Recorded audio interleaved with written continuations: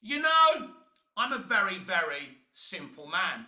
I'm not on social media to get replies and likes and shares. It's nice if you get them or comments. That's not why I'm here. I'm here to express myself, to express my opinions, and just show you who I am. Sometimes I'm performing, sometimes I'm acting, sometimes I'm doing videos like this. I do different things on social media. I'm on YouTube, I'm on TikTok, I'm on Snapchat, I'm on Twitter, I'm on Facebook. I'm everywhere doing different things on different platforms. I love expressing myself. So next time you want to get in an argument with me and say you got no interactions, you ain't got many subs or followers, that's not why I exist on social media. It's to do what I'm doing right now. We have a very, very interesting situation approaching us. And it's a little film called Superman. There's different fandoms who want this film to fail. Not just the Snyder fans, by the way. There's other people who want this film to fail. We won't get into that. And there's people who want this film to succeed. And there's people like me who's a true blue Superman fan who wants to see a great Superman movie that deserves to succeed. And, you know, I've never known a situation like this before. I'll be honest with you, everyone.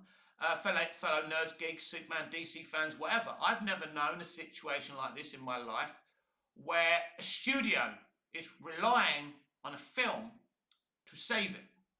Let's say the miracle happens, however unlikely it is, that Superman makes $2 billion. That won't save the studio, but it will help. The money they're making this year won't salvage their junk credit rating. They'll fix that as the months go on. This is a big studio. There's ways around bad credit ratings. You know, I know some people in the Snyderverse community are getting excited. I know. But they're fighting to stay alive. A bit like how Manchester United are fighting to stay alive. It's shocking to think WB and Manchester United are a financial calamity, but they're fighting to bring back the good times, both Manchester United and Warner Brothers. Actually, it's a very similar situation. Discovery merged with AT&T, and Ineos and Manchester United merged with the Glazers. And what happens when you do a merger?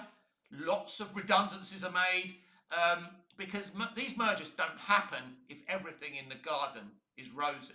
That's the point. So Warner Brothers really need this Superman movie.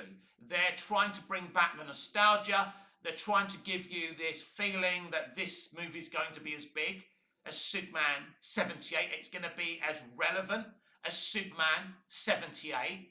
And that's what they want you to believe. That's what they want us to think. But ultimately, is the movie any good? Is James Gunn the right man to have been writing and directing a Superman movie? Now, I was asked this by someone on X Twitter yesterday, and I said he wasn't my first choice to write and direct this movie. I mean, I've been in and out whether he's the right guy. I remember seeing Guardians of the Galaxy, the first one, and thinking, yeah, actually, if they are looking for someone to do Superman, James Gunn could work. Because when I first saw Guardians in cinemas, I felt, well, I'm 6 foot, but I felt 8 foot tall. I strutted out that cinema, humming that tune, you know. Anyway, I liked the feeling the film gave me. It was a positive feeling, no negativity. If I'm coming out of the cinema after his Superman movie feeling that way, then for him, it's a job well done. I've told you before, I don't expect, no matter what the red flags I see within this movie, I don't expect this film to be totally bad. I expect low-key entertainment value because that's what the guy can do. Now, he's admitted that Peter Safran had to convince him to at least direct this movie. The WB had to convince him to write this movie. He didn't think Superman was in his future because Superman isn't really his character. He loves these grade Z characters where he builds them up and makes them relevant. I mean, what he did with the Guardians characters and even Peacemaker in the Suicide Squad, then in Peacemaker, and making Cena, actually made Cena look like a great actor, by the way. And there's a lot of people who criticise Peacemaker. It's silly, it's jokey. It's also utterly tear-jerking and utterly compelling. You just don't want to see it. So Gunn does have his abilities at the end of the day. Now, is he the right man to write and direct a Superman movie? That remains to be seen.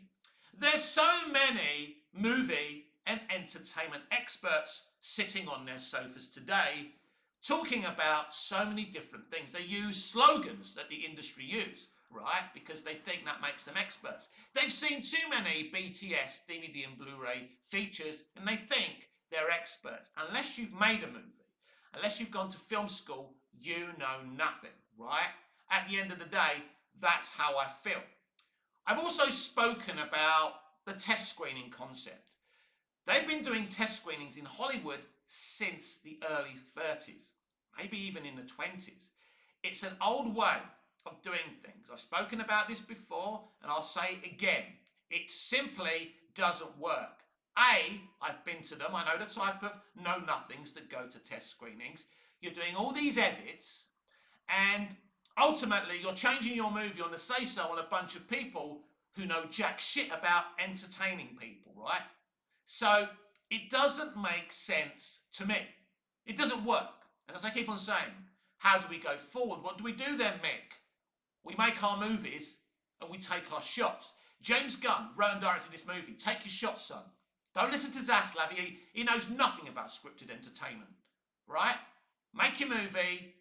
Go with your hunch, like Dick Donner did, like Tom Mankiewicz did, right? They decided to be faithful to the material and it worked. And that's a very interesting facet of adapting pre-existing IPs and characters like Superman. We always hear this thing, we're making it for a modern audience. And what happens is that modern audience doesn't exist and they don't support the movies. You go against what these characters are. I love the Snyderverse, but ultimately he went away from the core material so much, he may as well have created his own Superman type of character, called him something else, and did something else with him at the end of the day. He upset hardcore DC fans, hardcore Superman fans. I enjoyed it. I accepted it. I'm fine with new interpretations, especially if they're done as well as Man of Steel, BVS, and the Snyder Cut were. I wouldn't be without those films, but I think it is important that, not that we stringently stick to canon. I don't think that's important at all.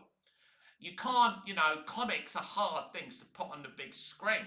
Look what Ang Lee tried to do. He tried to be so faithful with the Hulk. He took it literally. He was splitting screens up. I love it. To this day, I think it's fantastic, but it divided the audience. Here's another problem. Comic book nerds are hard to please, right? It's a bit like Star Wars fans, Doctor Who fans. They know all the material. On the 1st of April, the Doctor did this. On the 2nd of April, Superman did this. That's the problem you have with comic book nerds. So it's really difficult to change things up. Why is Superman blinking? Because a can got thrown at him. He blinked, he felt it. Didn't hurt him, but he can feel things. He has sensory abilities. In fact, his senses are so heightened, he would feel that can. And he would just blink. It wasn't even a big blink, right? It was a dramatic blink that we learn at drama school, right? He was upset that someone had thrown something at him. He could still feel it. So I didn't think there was any need to change that. But this is the problem with people who think they're experts on characters and experts on how to make art when they're not. There's too many, basically there's too many know-alls on the internet that know fuck all. That's the problem. I have to really bite my tongue with a lot of them because they do get nasty if you challenge their know-nothingness. But we also know there's people who are saying things about this movie to try and put people off from seeing it, freezing parts of the trailer that have no context to them to make what James Gunn is doing look bad. But I'm not stupid. I'm a smart guy, and no one controls my narrative but me. And that's the important thing here. So this film is on a knife edge. I suppose we will get one more trailer. That will be interesting. And we'll see what happens there. But ultimately, for me, I'm a measured guy, and I like to judge things when I consume them. If I see a meal that doesn't look so good, I'm still going to try it to see what it tastes like. And as I keep on saying, I'm a Superman fan. I'm a DC fan. I'm a film of entertainment. I'm going to see this film back to back, twice on the same day. So it can stick in my mind and I can review it for you properly. It will be reviewed before the release, hopefully. I think I'm going to watch this on when is it? The 9th. I think it'll be Wednesday, the 9th of July, which is 2 days from its international release. I think many people will be able to do this, not just me. I'm nothing special. That's when it will be released here in Cyprus. So I will go to the Cyprus Mall and I'll get my ice blast or whatever it is and my popcorn, and I'm going to sit there with an open mind and enjoy this movie, because that's what you're supposed to do. There's so much extremism and propaganda these days about entertainment. Have you noticed what they're saying about Pedro Pascal right now because of that rainbow stick thing? They hate him because he's not an alpha male, that he's against the right-wing narrative, so they're trying to destroy him, and they're trying to destroy this Fantastic Four movie. My advice, don't let them do it. Don't argue with them, but don't fall for their propaganda. They're trying to destroy a man for being a decent human being. You know, they're going after other people just because they're not with their narrative, because they want to destroy certain things. Now, I'm not saying the fandom menace are all bad. I'm not saying those content creators are bad, because I follow a lot of those channels and I enjoy them. And there's a lot of stuff they say about pop culture and the entertainment biz that is spot on, and I agree. But when it gets personal, when you go after someone like Pedro Pascal for being a decent human being, I don't like that. So they're trying to make an insinuation now. I suppose he's gay. So what? Is that a crime now, to be gay? I've always said if I was gay, I'd just come out with it. It wouldn't even be a big deal. And it's not a big deal these days to say you're gay. And it shouldn't be. But we shouldn't be destroying.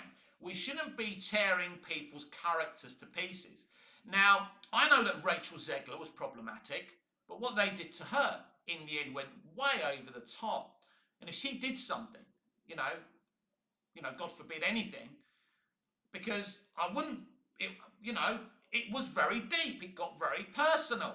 She said a lot of stupid shit. I've argued with her on Twitter ages ago, but I kept it at a certain level.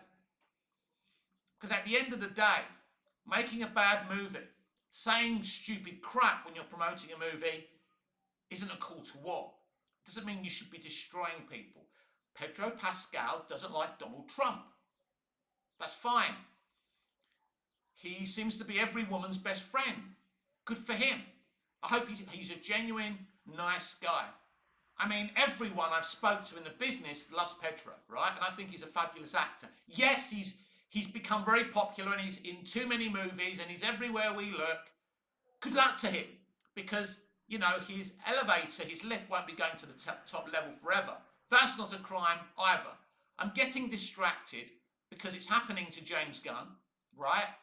Because let's be clear, if it wasn't James Gunn, the Snyderverse community were going after, like the fandom menace, it will be somebody else.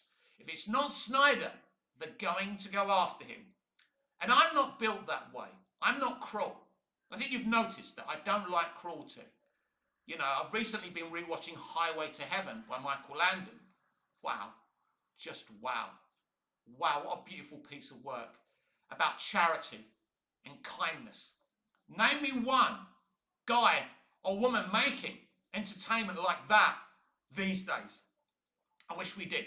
But there is a character out there that represents those type of ideals, and it's Superman. He's supposed to be kind. He's supposed to smile. He's supposed to be light-hearted. He's supposed to get cats from trees. Now, if you don't want him to, and that's another problem with the Snyderverse community, a minority of them, they think he should be dark now, that he shouldn't be the things that he's always been. You're wrong. I think it's very, very interesting, by the way. You look at, like, let me give you an example, right? Like the Snyderverse community say, Superman, like all CBM, Superman movies, all this should be dark with no comedy, blah, blah, blah. Shouldn't have bright suits and all this. Let's look at something like E.T. E.T. gets very dark in places when E.T. is supposedly dying. It gets very dark and Elliot's crying and it's heartbreaking and the government turn up, but we get really funny scenes when he's eating all the food. A mixture of tones is fine. But as soon as these people here at a Superman movie or a comic book movie has bright colours and gags, some gags, not a total comedy, they lose their shit. And that's the problem. A comic book movie is a comic book movie. It can have fun, bright colours and gags, but also have drama. This is what Superman 78 did. It was very serious on Krypton. It was very serious on Smallville. But then the gags begin in Metropolis, in the Daily Planet, because it's worked banter. And that's what Lois and Clark's relationship, even going back to the comics and going back to the George Reeves TV show. Lois is mocking him, George Reeves' Superman. And when he's Clark Kent, he's going, if only I was a Superman, you know, he's mocking her, right? So it's banter. That's how it's supposed to be. We were promised that great banter at the end of Man of Steel. And with Goya and Nolan's exit, we lost that promise. Welcome to the planet. Thank you, Lois. It's brilliant. What happened in BVS? That went out the fucking window and we got a different kind of aura. Now, I love BVS, but that was a mistake. That was a mistake. That killed the DCEU. By Goya and Nolan leaving, that was it. That was the end. Because you do need someone to say to Snyder, do you know what, mate? Nah, don't do that. He needs someone to stop him. I've said that was the problem with Rebel Moon and the Army of the Dead. There's no one to say, there was no one there to say, no, mate, don't do that. You know, those two projects were like, Zach, you can do whatever the hell you want. And what Snyder fans forget, it is studio money. They should have a say on how their money is being spent. But this Superman situation is interesting. Time is approaching where we're finally going to see this movie. And that really, really does excite me. That the talking will finally stop. We're going to finally see what these peaches and ice cream actually tastes of.